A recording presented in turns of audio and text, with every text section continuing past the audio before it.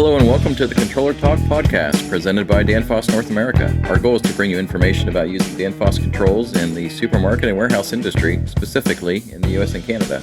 We're doing these twice a month for now.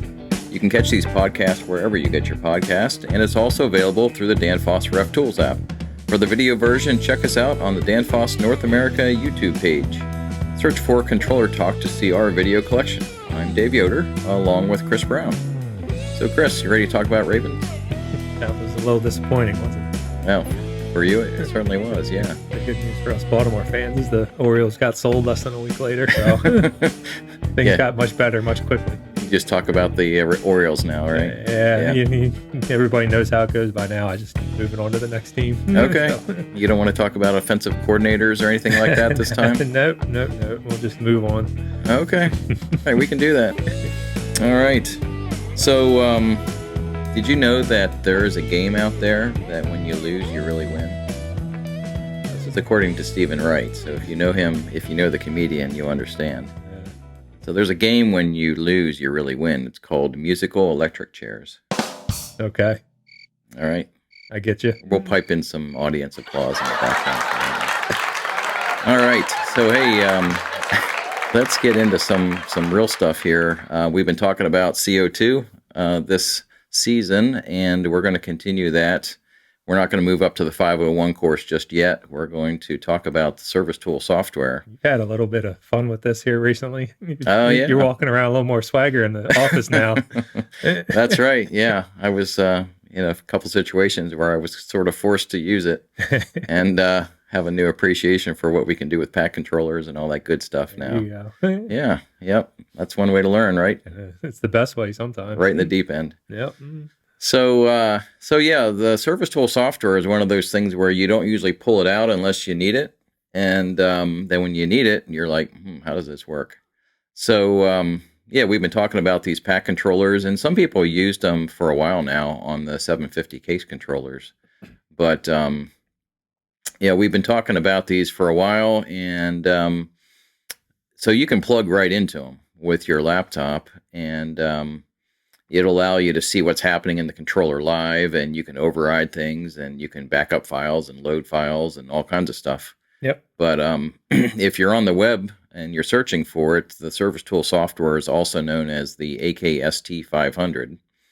And it can be used on these pack controllers and case controllers, like we said, as long as they have a direct connect port. Now, the 781, 782, and the 783 are the older pack controllers, and they have kind of an Ethernet port on them that you would use with a direct connect cable.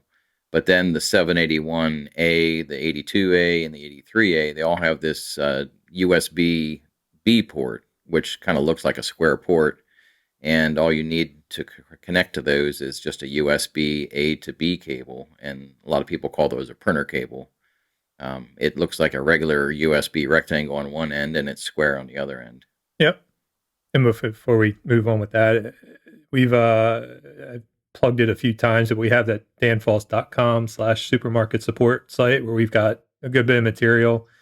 And we just updated that quite a bit here in the last week or so. I noticed. We also just recorded a few videos for small few-minute training videos specific to the pack controller. So a lot of what we're talking about here this season and today included, you guys, if you go to that site, you'll have that ability to, we're starting off with the basics there too. How do you connect in? What's it look like on the initial screens? How do you do a firmware update? Those types of things. So in these coming weeks on that supermarket support site, you'll have some material and tools there available that you can use to kind of supplement some of what we're talking about here also. Shameless plug. That's it. Okay. Paid by the click. Right. But yeah, as far as the service tool software, to get back on track here, once you've downloaded the software, if we're making that local connection again, if we're on site, again, we recommend the tool if you're doing a startup on a system, if we use transcritical CO2 as an example, but you're going to connect into the controller directly on site with this USB cable that you just mentioned. Windows, when you plug your USB cable into your computer, it's going to automatically assign it a COM port. And with the service tool software, once that's installed, you're going to notice two different applications or two different tools that you have as part of the install.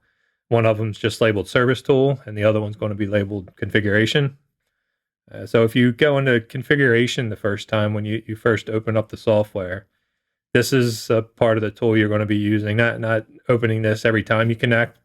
It's going to just be used infrequently, but you do a lot of your initial configuration in here, hence the name. So one of the first things is going to be the COM port. So when we connect that USB cable in and then we open up the software, one of the nice things about Service Tool is it auto recognizes what ports are active on your computer. So that when you hit that drop down option to choose which COM port your connection is being made over, it's only going to show you options from active or live connections. But typically, I wouldn't expect most people to see more than 2 or 3 options in there. Yep.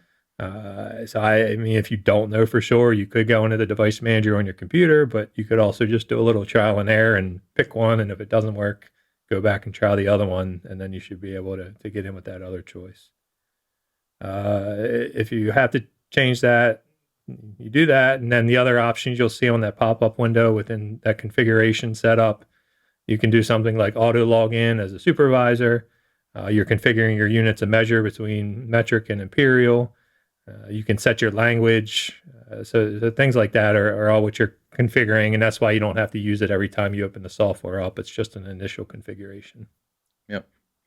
So yeah, you can use the Service Tool software to upgrade the software in the pack controller or the case controller if necessary. Like if you're ready to load a settings file into the controller, but the controller software is actually older than the version the file was prepared with, then you'll have to upgrade the pack controller so you can load it.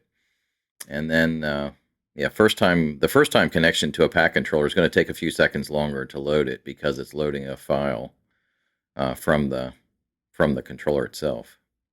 Yep. And then when you get connected, this all happens pretty quick. So if it seems like it's just taking longer than you expect, longer than probably 5 seconds, it's not going through. So like you said, you have to go back and probably check that COM port. Yep. But once it loads, it's all pretty quick. And then you'll see a screen you come to will have a couple buttons at the bottom to start with, even if there's nothing programmed into the pack controller. The bottom right is going to be a config button or get you into configuration, and the bottom left is an overview button. So when you pick one of the menus, you might need to scroll down to see all the options. Sometimes that's not really apparent, but a lot of times there is more to scroll down to see. And then also in the top right corner, you'll see kind of little marks up there and a plus and a minus sign, and that allows you to kind of scroll left and right for submenus. Yep. And then in the configuration menu, if you go all the way to the bottom, there's an option for copy settings. And that lets you either load settings into the pack controller from a file, or you can just save all your settings to a file that will assign a .bck file extension to that. Yeah, and just back to the scrolling, they're really jamming a lot of information in here now. There's some screens currently where it's actually 2 different scroll bars on the same page. You have kind of the top half of the page where you can scroll between different settings, and then the bottom half's a separate scroll. So it's a lot of information. They're definitely jamming into these pack controllers now. Especially the 782. Yep. And like in the plant type page, you've got different scroll bars all on that same one. Yep. But yeah, if you're going to get into, if we're getting in here to make some larger scale changes, you start with that config option. Like you said, it's I call it the yellow wrench icon down there at the bottom right. That gets you into your main configuration menu. And then you can either, you're going to do something significant, and then the first option at the top allows you to turn your main switch off. I think that's something the main switch we've talked about back to season 1 on case controllers and things like that. Same premise, that it just stops all regulating functions and kind of shuts the system down. That's the same premise here with the pack controllers, is we're shutting down the case, or the pack controller rather, by turning the main switch off to make that significant change that we're about to. And then once you turn the main switch off in that same page, you'd also see a second option to unlock the configuration. Now, if you're in the middle of a screen and a setup screen somewhere else, and you didn't realize it was considered significant in the pack controller, or you just kind of went for it, you do get a prompt or a pop-up window saying you need to unlock the pack controller to make this change. And it's not that you have to go and navigate back to the other screen. You can, or you will get a pop-up right there in that same window saying, do you want to unlock it? Click here. So you can do it within the other screens that you're in as well. The software kind of tells you if it's that significant or not. The settings that don't require you to unlock it, I'll call it the less severe settings, changing a set point a few degrees, things like that. Sometimes a pressure set point up and down some. Those things you don't have to stop the system for. They're highlighted in a different color. You'll see them. I think it's normally in a darker shade of blue. Yep. Compared to the severe settings, and those are the ones that you can normally change on the fly. And yeah, just back to the fact with the main switch is just keep in mind when you do turn that off, it is stopping compressor functions, the high pressure valve, the receiver bypass valve. Those things are closing down, so the system is going to a stopped state when you turn that off. Depends on the system size, how long you plan on being down. Do you need to consider pumping the system down first for the change? Those are things you want to take into consideration. If we're just talking a few seconds or a minute or two change, normally you can turn that main switch off without pumping down, and you're turning it back on quickly enough where you're not going to risk blowing any relief valves. So it's just something to keep in mind, though, with what that main switch does. And so, yeah, just always plan ahead and know or have a good estimate of how long you plan on that system being down while you make your changes. Oh, probably not best to turn it off and then go to lunch or something like that. It just depends on how frisky you want to be. Well, true. Yeah. So it is possible to remotely connect to the pack controller with Service Tool. Now, you would have to have a system manager hooked up to it. And essentially what you're doing is you're setting up Service Tool so that you can connect into the 800A first, and then you're going on to the pack controller itself. If you want details about that, you can email us, and we'll provide that. Of course, we'll mention it at the end again, but the email address is controllertalknorthamerica@danfoss.com. So with a system manager, you can see a lot of things, and you can do a lot of things, but not everything. And so that's where the Service Tool software comes in, because it gives you full visibility to make changes and change anything you want to in the pack controller. Yep. So the pack controller, for what it's worth here, the pack controller can run all the functions for the CO2 control, like compressors, gas cooler fans, high pressure valve, receiver valve, superheat control, and then there's miscellaneous control functions in there too, where you can send a analog signal out of the pack controller and run it to a valve driver if you need to, and then of course it can take over all the safeties that are incorporated in there too.